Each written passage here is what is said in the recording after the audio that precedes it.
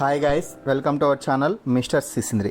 Big Boss Telugu season 8లో మరో వారం ముగియబోతుంది. ఈ వారంతో ఈ సీజన్ 4 వారాలను పూర్తి చేసుకుని సగర్వంగా 5వ వారంలోకి అడుగు పెట్టబోతుంది. ఇక ఇది ఇలా ఉంటే ఈరోజు వీకెండ్ కావడంతో బిగ్ బాస్ స్టేజ్ మీదకి వచ్చిన హోస్ట్ నాగార్జున హౌస్లో ఉన్నటువంటి యష్మితో మాట్లాడుతూ యష్మి మణికంఠపై చేసిన ఒక కామెంట్స్పై యష్మిపై తీవ్ర స్థాయిలో ఫైర్ అయ్యాడు. యష్మి మిగిలిన సభ్యులందరూ ఖాళీగా కూర్చొని సరదాగా మాట్లాడుకునే సమయంలో ఈ హౌస్లో ఎంతమంది అబ్బాయిలు ఉన్నారు, ఎంతమంది అమ్మాయిలు ఉన్నారు అంటూ లెక్కలు వేస్తున్నారు.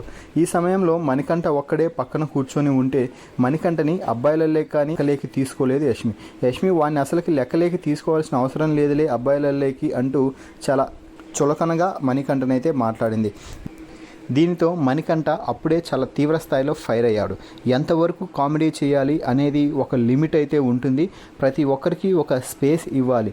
నేను మగాడిని కాదు అని నువ్వు ఎలా అంటావు అంటూ యష్మిపై తీవ్ర స్థాయిలో ఫైర్ అయ్యాడు.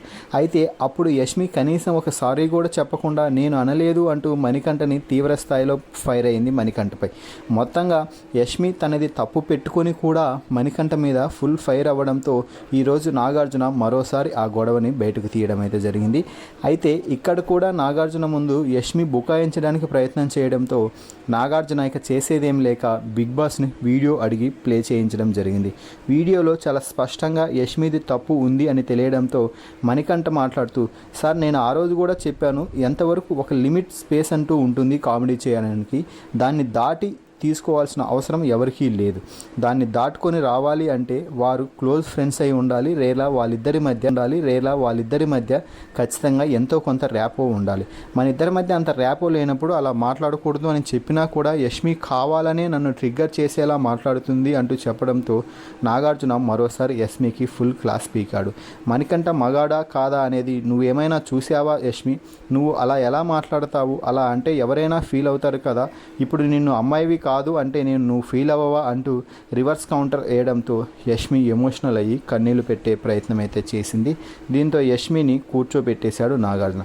ఫైనల్గా యష్మి మణికంఠ మధ్య జరిగిన ఈ సంభాషణలో ఎవరు కరెక్ట్ ఎవరు తప్పు అనేది మీ అభిప్రాయాన్ని కామెంట్స్ రూపంలో తెలపండి.